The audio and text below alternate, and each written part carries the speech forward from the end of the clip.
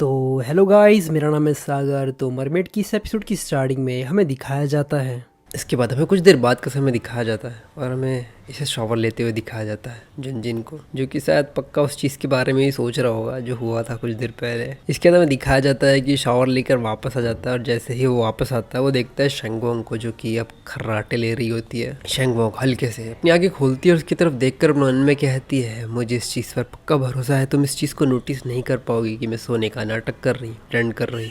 जुनजिन उसकी तरफ देखता है, मुस्कुराते हुए कहता है, तुम्हें थोड़ा धीरे से खर्राटे लेना होगा, वरना मेरे सब ग्रुप के लोग यहाँ पर आकर ये समझेंगे कि यहाँ पर एक स्नोरिंग फेरी आई है। जैसे ही वो ये बात कहता है, शेंगवोंग अपना मुंह बंद कर लेती है, मतलब एकदम से शांत हो जाती है। शेंगवोंग उसकी तरफ देखती हुई कहती है कि तुम अभी भी मीटिंग करने वाले हो। जुनजिन कहता है, ये अब्रॉड में लगभग मॉर्निंग का टाइम है और ये सारी चीज़ें, मतलब ये सारी मीटिंग्स उसी समय पर होती है। जुनजिन उसके थोड़ा नज़दीक बनता है। जुनजिन उसके थोड़ा नज़दीक जाता और कहता है, क्या तुम्हें ऐसा लगता है कि अगर मैं इस प्रकार के काम करते रहा तो मैं तुम्हारे पास नहीं आ पाऊंगा और तुम्हें गले नहीं लगा पाऊंगा? क्या तुम इस चीज़ से नाराज़ हो? शेंगवोंग अपना चेहरा दूसरी तरफ कर लेती है और थोड़ा चिल्लाते हुए कहती है, आखिर मैं किस चीज़ को लेकर एंग्री होंगी? मुझे बस नींद आ रही है। अपनी आवाज़ को थोड़ा नीचे रखना और मेरी नींद को डिस्टर्ब मत करना। उसकी इस बात पर जुनजिन कुछ नहीं कहता, बस मुस्कुरा देता है। शेंगवोंग अपना चेहरा दूसरी तरफ कर लेती है, लेकिन वो अभी भी सोई नहीं होती है। वो अपने मन में कहती है, मैं तो बस इस चीज़ के बारे में जानना चाहती थी, उस शाओ येनियन के बारे में, क्या कि वो करने क्या वाली है। लेकिन उसे देखकर ऐसा लगता है कि वो लगभग आधी रात को भी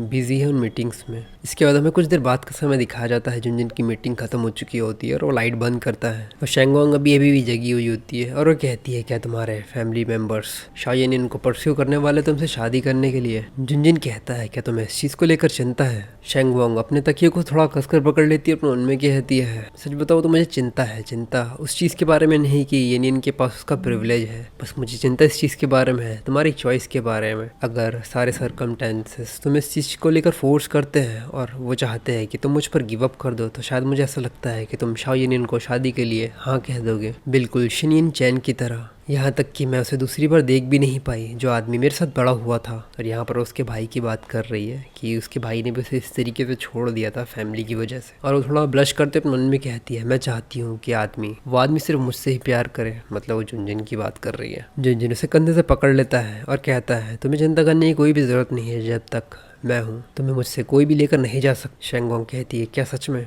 जुनजिन कहता है, लेकिन मुझे इस चीज़ के बारे में डर है कि तुम्हें सब कुछ नहीं चाहिए, तुम्हें मैं नहीं चाहिए, और अगर तुम्हें चाहिए तो तुम्हें मुझे हक करना चाहिए और तुम्हें बताना चाहिए कि तुम्हें क्या चाहिए। उसकी बात सुनकर बिल्कुल ही शांत हो जाती। तो ये एपिसोड यहीं तक। अगर आपको ये एपिसोड पसंद आया हो तो प्लीज़ लाइक और कमेंट करके ज़रूर बताना कि आपको ये एपिसोड कैसा लगा। और अगर आप चाहते हो कि मैं इसी प्रकार की और भी बढ़िया बढ़िया एक्सप्लेनेशन लाऊं तो चैनल को सब्सक्राइब करना मत भूलना।